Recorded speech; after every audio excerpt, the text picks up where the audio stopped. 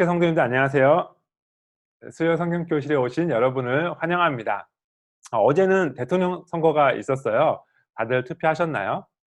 네, 모든 당이 일정 부분 하나님의 뜻에 합한 정책들과 또 그렇지 않은 정책들을 다 포함하고 있기 때문에 어느 쪽이 당선되는 것이 더 좋다라고 이렇게 말할 수는 없지만, 어떤 결과가 나오더라도 하나님께서 긍휼을 베풀어 주시고 은혜 베풀어 주셔서 이 나라에 하나님의 공의와 정의가 세워지고 또 복음이 잘 전해질 수 있게 되기를 기대합니다.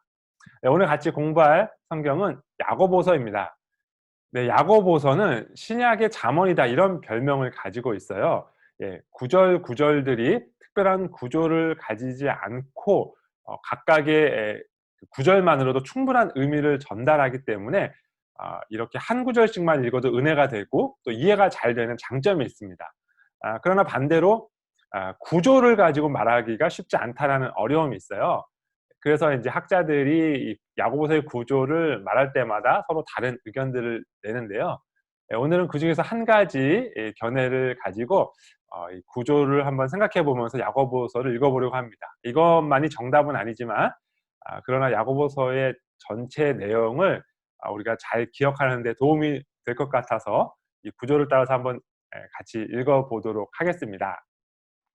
네, 같이 살펴보려는 이 구조는 영적인 온전함이라는 주제를 야고보서 전체의 주제로 생각하고 있는 구조입니다. 그 영적인 온전함을 이제 주제로 놓고 첫 부분에는 그것을 어떻게 추구하는가, 그것이 이제 시험을 통해서 우리가 영적인 온전함을 추구할 수 있다. 두 번째는 말씀에 순종하는 것을 통해서 영적인 온전함이 증거된다, 증명된다. 이렇게 보고 있습니다. 세 번째 단락은 공동체에서 어떻게 영적인 온전함을 이룰 것인가. 이 부분은 특별히 말을 강조하고 있는데요. 말에 대한 권면이 시작 부분과 끝 부분에 있다 이렇게 보고 있습니다. 그리고 네 번째로 영적인 온전함을 가진 사람은 어떤 세계관을 가지고 있는가, 시간에 대해 또 영혼에 대해 어떤 관점을 가지고 있는가 이렇게 보는 구조입니다. 마지막으로 권면을 하고 있는데요. 각 부분의 중요한 내용들을 하나씩 살펴보도록 하겠습니다. 네, 첫 번째 단락은 시험이 우리에게 기회를 준다. 우리가 영적으로 온전하게 자랄 수 있는 기회를 준다는 그 내용인데요. 1장 2절과 3절이 이렇게 시작합니다. 내 형제들아 너희가 여러 가지 시험을 당하거든 온전히 기쁘게 여기라. 이는 너희 믿음의 시련이 인내를 만들어내는 줄 너희가 알미라. 네, 그리고 1장 12절에는 이렇게 말씀하세요. 시험을 참는 자는 복이 있나니 이는 시련을 견디어낸 자가 주께서 자기를 사랑하는 자들에게 약속하신 생명의 면류관을 얻을 것이기 때문이라. 아멘.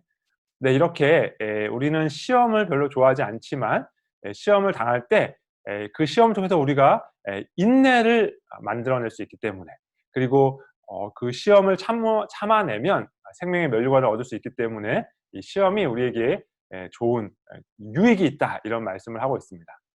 이 1장 12절에 시험을 참는 자라는 이 표현은 이 문자적인 의미를 보자면 검사에서 통과되는 그런 사람을 이야기합니다. 그래서 우리 이 말 번역에는 시험을 참는 자가 복이 있나니 이는 시련을 견뎌낸 자가 이렇게 반복해서 번역을 했습니다만, 이 전체에서 시험을 이란 단어는 한 번 나와요. 그리고 이 문장의 의미는 시험을 통과하면, 그래서 그것이 인정되면 이런 의미입니다. 영어로는 이렇게 번역할 수 있습니다. Blessed is a man who perseveres on the trial, for once he has been approved.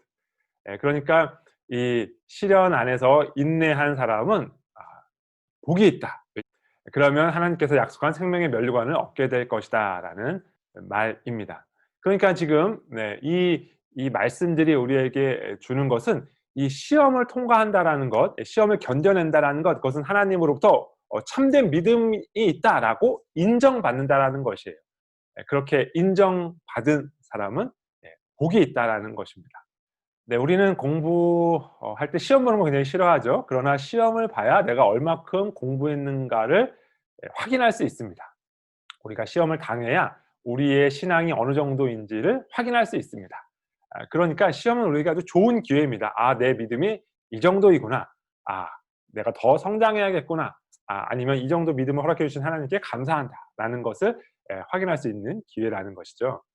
네. 그런데 이제 자세히 야고보서를 읽어 보시면 쪼끔 이해하기 어려운 그런 부분이기도 합니다. 왜냐하면 이 1장 12 절에서는 "시험을 참으면 복이 있다." 이렇게 긍정적인 의미로 쓰였잖아요. 그런데 바로 이어지는 1장 13 절은 이렇게 말씀합니다. "사람이 시험 받을 때 내가 하나님께 시험을 받는다 하지 말지니 하나님은 악에게 시험을 받지도 아니하시고 친히 아무도 시험하지 아니하시느니라. 오직 각 사람이 시험을 받는 것은 자기 욕심에 끌려 미혹됨이니." 자 1장 12 절에서는 시험이 굉장히 긍정적이었어요. 시험을 잘 통과하면 그러면 하나님께 인정을 받는다. 그런데 1장 13절 14 절은 시험은 자기가 자기의 욕심으로 미혹되어서 겪는 것이다. 이렇게 말하고 굉장히 부정적으로 말하고 있습니다.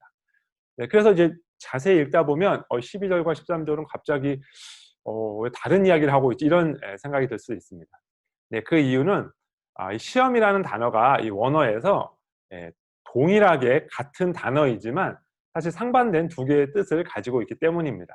예 그래서 영어 성경에 보면 다르게 번역되어 있어요.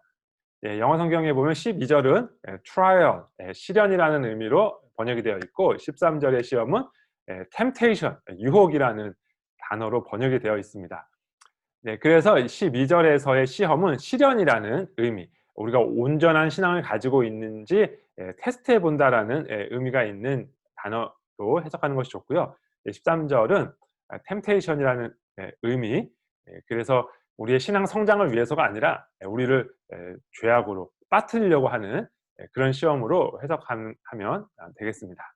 네. 두 번째 부분은 1장 19 절부터 2장 26 절까지인데요. 이 부분의 큰 주제는 말씀에 순종해야 한다라는 것입니다. 네. 그리고 예를 들면 1장 22 절에 이렇게 말씀하세요. "너희는 말씀을 행하는 자가 되고 듣기만 하여 자신을 속이는 자가 되지 말라." 네. 말씀을 듣기만 하는 자는 왜 자신을 속이는 자가 됩니까? 왜냐하면 말씀을 듣기만 하면 마치 자신이 그 말씀을 들은 만큼의 사람인 것처럼 어 착각하게 되기 때문이죠. 많은 사람들이 인제 지적합니다만 한국의 큰 교회, 대형 교회 또 설교 잘하신다고 소문난 목사님이 있는 그 교회에 다니는 성도들이 마치 자신들의 신앙의 수준이 그 설교의 수준인 것처럼 하는 경우가 많다고 하잖아요. 예 그런 경우가 다 자신을 속이는 경우가 되는 거죠. 말씀을 듣기만 하는 것으로 '아 내가 그 정도 신앙을 가지고 있다.'라고 생각하면서 스스로를 속이는 것입니다. 야고보 사도는 그것을 지적하면서 "그렇게 자신을 속이는 자가 되지 말고 말씀을 행하는 자가 되라." 이렇게 말씀합니다. 1장 25 절에서도 같은 말씀을 하십니다. "자유롭게 하는 온전한 율법을 들여다보고 있는 자는 듣고 잊어버리는 자가 아니요 실천하는 자니." 네.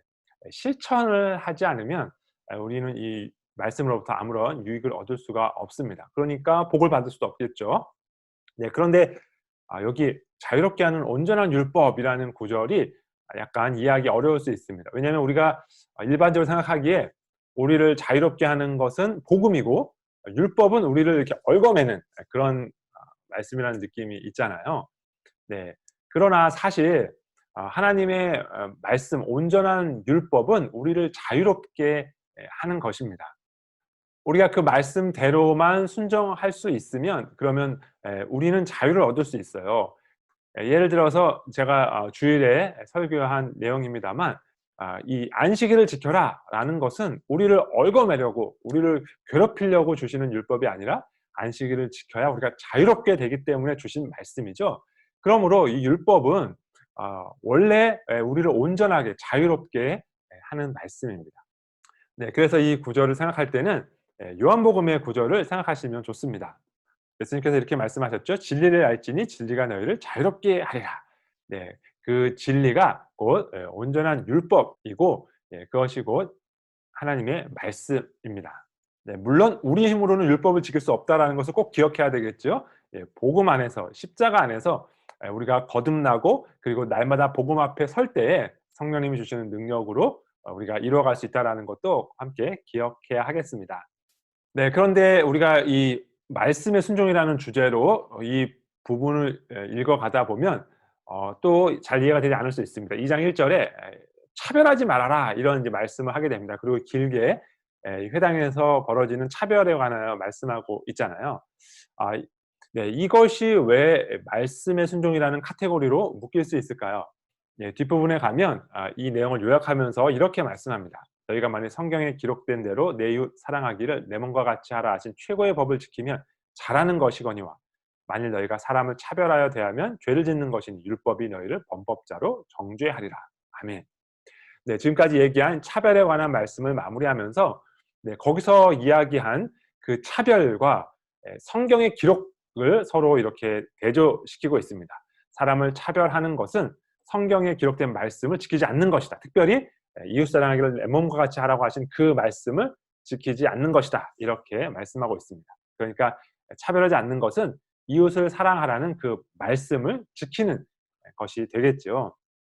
네, 세 번째 부분은 온전한 공동체에 관한 말씀인데 특별히 이 내용은 이 단락은 앞부분과 뒷부분이 우리의 말에 관한 말씀으로 기록되어 있습니다. 공동체에서 말이 얼마나 중요한지는 두말하면 잔소리겠죠. 네, 그런데 시작을 이렇게 시작하고 있습니다. 내 형제들아 너희는 선생된 우리가 더 큰 심판을 받을 줄 알고 선생이 많이 되지 말라. 네. 이 말씀은 어떤 말과는 큰 상관이 없는 것 같은 말씀이죠. 네. 그리고 이제 2 절에 이렇게 시작합니다. "우리가 다 실수가 많으니 만일 말에 실수가 없는 자라면 곧 온전한 사람이라." 네. 그래서 인제 2 절부터 말에 관한 말씀이 나오는 것처럼 생각할 수 있습니다. 그러나 사실은 이 2 절 우리말 성경에 번역이 빠져 있습니다만 2 절은 1 절의 이유를 제시하는 구절입니다. for 왜냐하면이라고 번역되는 단어가 이 안에 들어가 있습니다. 그러니까 왜 선생이 많이 되려고 하지 말아야 하는가? 왜냐하면 우리는 다 말의 실수가 많기 때문입니다. 네. 선생은 네. 말로 가르치는 사람이죠. 물론 이렇게 그림도 사용하고 PPT도 사용합니다만 기본적으로는 말로 가르치는 사람입니다. 그런데 우리는 다 말의 실수가 많습니다. 그러니까 말의 실수가 많은데 말을 많이 하는 선생이 되려고 하지 말라는 것입니다. 예, 이 단락의 마지막 부분 비방하지 말라라는 말씀으로 마치고 있는데요. 제가 이제 성경 한눈에 보기에서는 이 부분에서 이제 포커스를 형제를 비방하는 것, 형제를 판단하는 것이다. 그래서 율법의 판단자가 된다라는 것을 경고하는 말씀으로 포커스를 두고 이제 설명을 드렸습니다만, 네, 역시 말에 대한 말씀으로도 우리가 해석할 수 있습니다. 여기 이 비방하지 말라라는 말을 아주 문자적으로 이제 해석하면 speak against 이렇게 해석할 수 있습니다. 서로에 대해서 대항하여 반대하여 말하지 말아라라는 것입니다. 그러니까 지금 3 번이나 반복되고 있는 이 말을 통해서 다른 형제들, 다른 이웃, 다른 사람들에 대하여 이렇게 반대해서 말하는 것, 대항해서 말하는 것, 또 좋지 않게 말하는 것, 그것을 조심해야 된다라는 것으로 우리가 이해할 수 있습니다. 네, 이 야고보서는 정말 이 말에 대해서 정말 강력하게 경고하고 있잖아요. 말이 얼마나 위험한 것인가, 말 한마디로 얼마나 큰 해악을 끼칠 수 있는가를 강조하고 있습니다. 특별히 요즘에는 물론 말도 말입니다만 이제 인터넷상에서 익명으로 이렇게 글을 남길 수 있는데 이 글이 정말 사람을 찌르고 아프게 하는 그런 수단으로 사용되는 경우가 많이 있잖아요. 네, 우리 그리스도인만이라도 인터넷에서 선풀, 선한 그런 리플을 많이 달 수 있었으면 좋겠습니다. 보이지 않는다고 해서 모르는 사람이라고 해서 정말 너무 심하게 말하는 경우가 많이 있어요. 적어도 우리 헤브론 교회 성도님들은 좋은 댓글들을 많이 다는 그런 좋은 그리스도인의 모습을 보일 수 있으면 좋겠습니다. 네, 이 마지막 부분 4장 13 절부터 5장 11 절까지 이제 뒤에 이제 기타 권면으로 분류된 부분 이전에 이 내용은 시간 그리고 영원이라는 그런 카테고리로 묶을 수 있습니다. 4장 13 절은 어떤 도시에 가서 거기서 장사하면서 이익을 보겠다라고 말하는 계획을 세우는 어떤 사람에 대한 이야기로 시작하죠. 네, 우리가 이 코비드 사태 때문에 정말 이 말씀이 더 깊이 다가오는 것 같습니다. 그러니까 '내일 무엇을 하겠다. 내년에 무엇을 하겠다.'라고 계획을 세웠지만 이 코비드 사태 때문에 아무것도 그 계획대로 이루어지지 못하는 그런 현실을 경험하고 있잖아요. 정말 이 말씀이 말하는 대로 "너희는 잠깐 보이다가 없어지는 안개니라.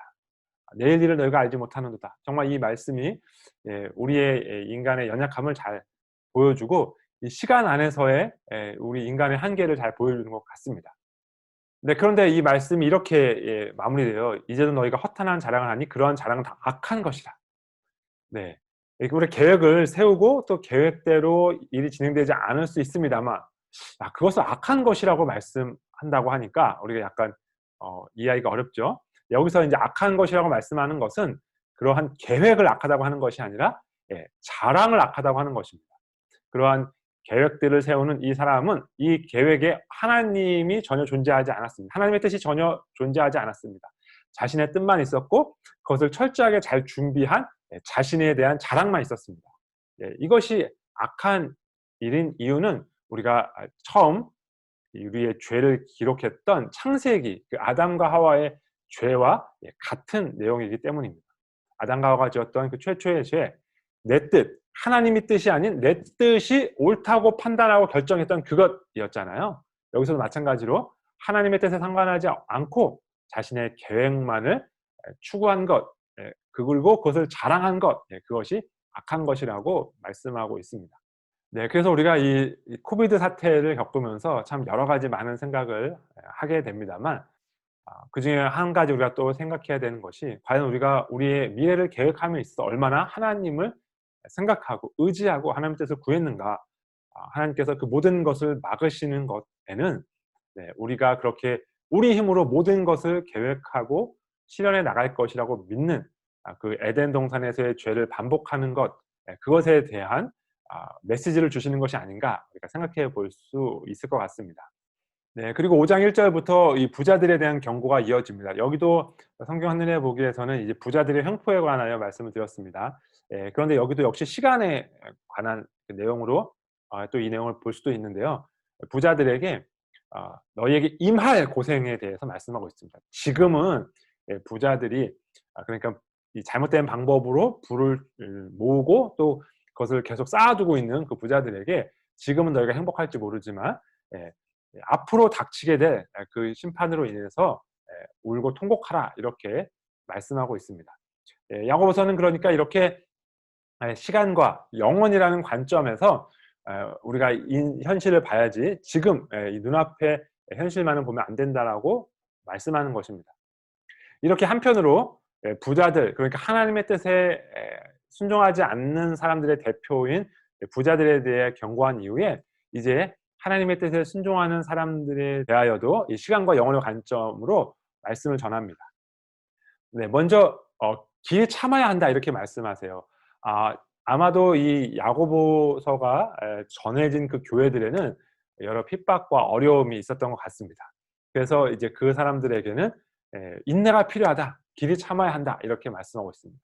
그렇게 참아야 하는 이유는 주의 강림이 가깝기 때문입니다. 반드시 주님의 재림이 있을 것이고 그때 심판이 있을 것이기 때문입니다. 그러니까 지금은 길이 참아야 한다는 것입니다. 그것을 설명하기 위해서 농부가 길이 참는 것을 말씀하고 있어요. 그리고 또 선지자들이 어떻게 참았는가를 말씀하고 있습니다. 그리고 또 욥의 인내를 예로 들고 있습니다. 특별히 욥의 인내를 예로 드는 이유는 마지막을 보라는 것이죠. 주께서 주신 결말, 그 결말을 보면 하나님께서 정말 이 인내에 대하여 충분히 보상해 주신다라는 것을 우리에게 알려주고 있습니다. 네, 지금까지 구조를 나누어서 야고보서를 살펴보았습니다. 네, 야고보서의 이런 구조를 나눠 보니까 이 야고보서를 받아든 수신자들에게 어떤 메시지가 중요하게 전해졌는가를 우리가 살펴볼 수 있죠. 예, 시련에 대한 말씀이 있었습니다. 동시에 시험, 유혹에 대한 말씀도 있었습니다.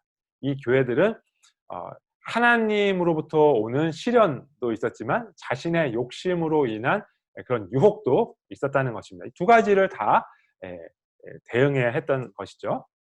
그래서 야고보 사도는 말씀을 강조합니다. 말씀에 순종해야 한다고 말씀합니다. 그리고 이 성도들이 말을 조심해야 한다라고 말씀합니다. 그리고 우리의 삶을 이 시간과 영혼의 관점에서 살펴볼 수 있도록 격려합니다. 사랑하는 우리 헤브론 교회 성도님들, 오늘을 살아가는 우리들에게는 우리의 욕심으로 인한 유혹도 있고 또 하나님께서 우리의 신앙을 점검하고 단련하기 위해 주시는 시련도 있습니다. 그러나 어느 쪽이든지 간에 우리는 영원한 시간의 관점에서 이 문제들을 살펴보아야 하겠습니다. 성경 하늘에 보기에서 말씀드렸기 때문에 여기서는 강조하지 않았습니다만 야고보서는 우리의 행함을 강조하고 있습니다. 우리의 신앙, 우리의 믿음, 증거로서 참된 믿음은 행동하는 믿음이라는 것을 강조하고 있습니다. 야고보서를 읽으면서 우리의 신앙을 다시 한번 잘 점검하는 그런 유익이 있게 되기를 소원합니다. 네, 오늘의 수요 성경 교실은 여기까지입니다. 감사합니다.